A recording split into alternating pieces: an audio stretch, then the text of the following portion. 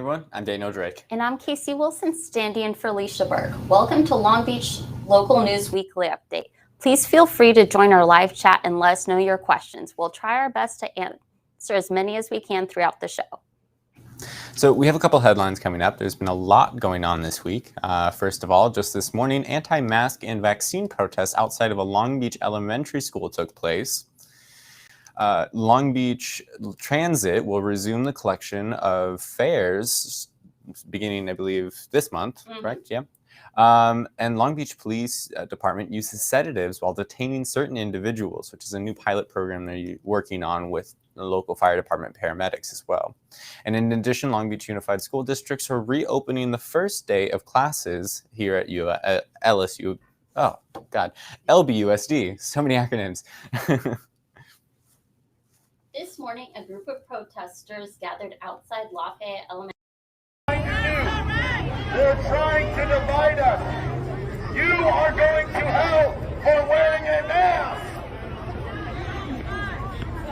I'm not afraid of an imaginary virus.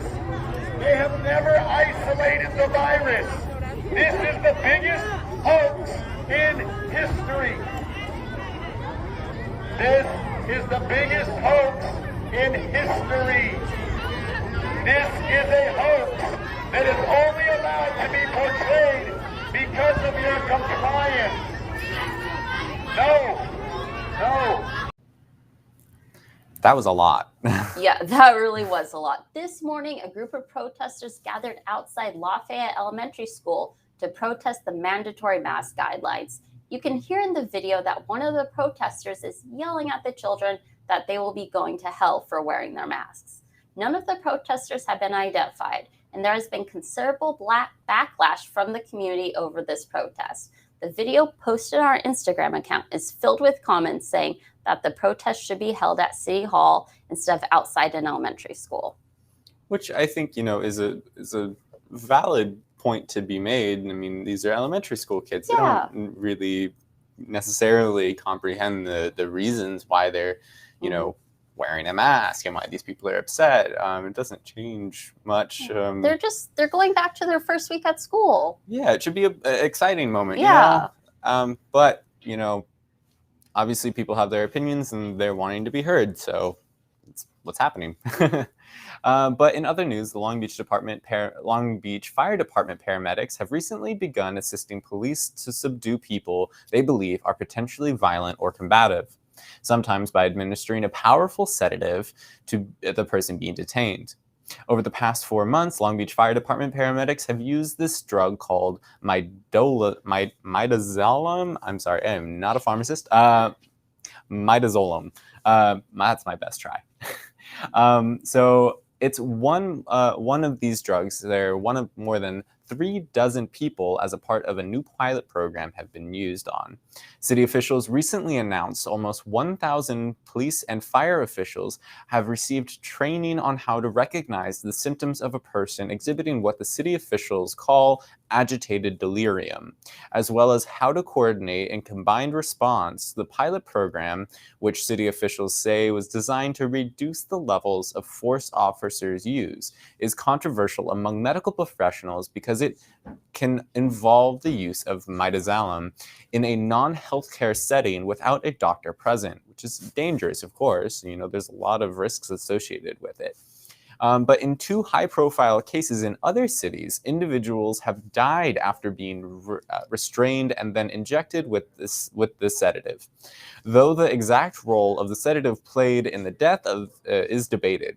For the police chief, Robert Luna, the new program is being done, in quotes, in the new spirit of doing things better. We're trying to eliminate the use of force as many times as we can, which, with the recent, uptick in police violence, we just had that horrendous video coming out last week of that police shooting.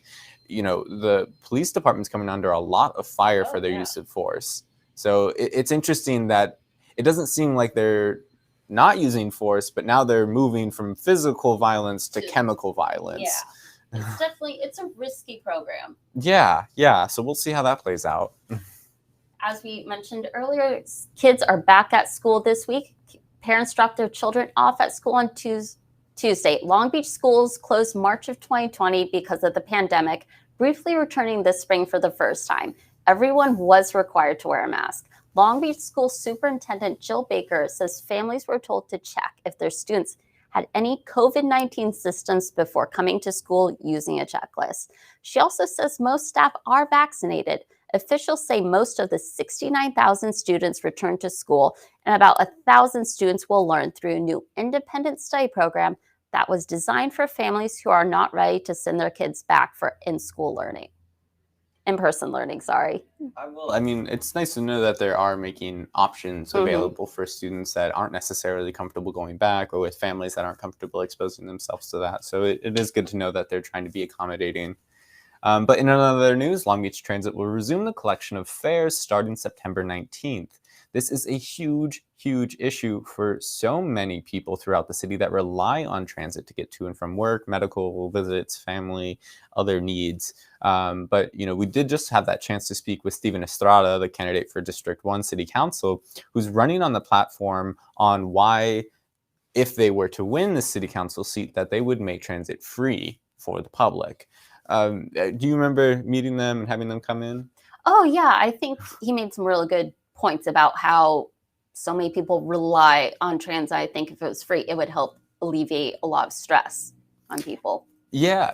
But it was interesting, working with some of the people calling in about this issue.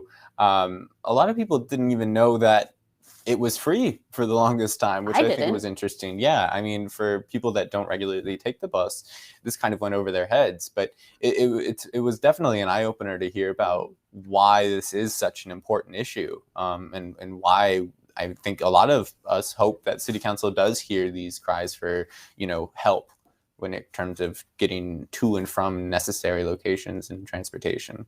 Yeah, I think it would help a lot of people sort of relax, because transportation is expensive. I mean, Ubers, Lyfts, whatever you want to use, ride shares are expensive. If Long Beach had free buses, I think that would help a lot of people. It also probably helped parking, which we all know is a huge issue here in Long Beach. But let us know what's going on in your neighborhood. So if you have any news in your area, call or text us at 562-653-NEWS. That's 562-653-6397. And that includes if you have an issue with parking.